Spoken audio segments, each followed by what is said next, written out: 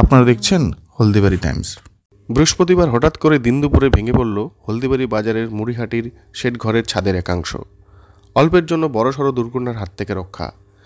শেডের ঝুলে থাকা বাকি অংশও যে কোনো মুহূর্তে ভেঙে পড়তে পারে বলে আশঙ্কা সেখানকার ব্যবসায়ীদের। এই দিন এমন ঘটনায় চাঞ্চল্য ছড়িয়েছে হলদিবাড়ি বাজার চত্বরে।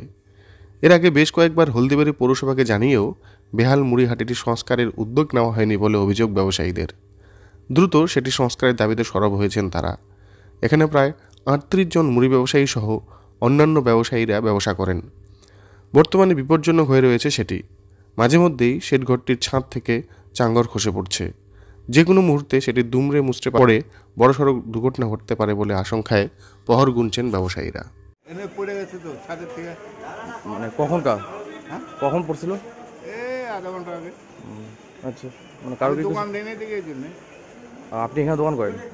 কি নাম আপনার? আমার নাম বাসুদেব। কারো কোনো ক্ষতি হয়েছে? না, ক্ষতি হয়নি। এটা তো বারবারই এরকম ঘটনা ঘটে। পুরসভায় তো বিষয়টা জানে, সব জানে। কি বলছে তারা? ঠিক করবে, ওইটাই তো সমস্যা।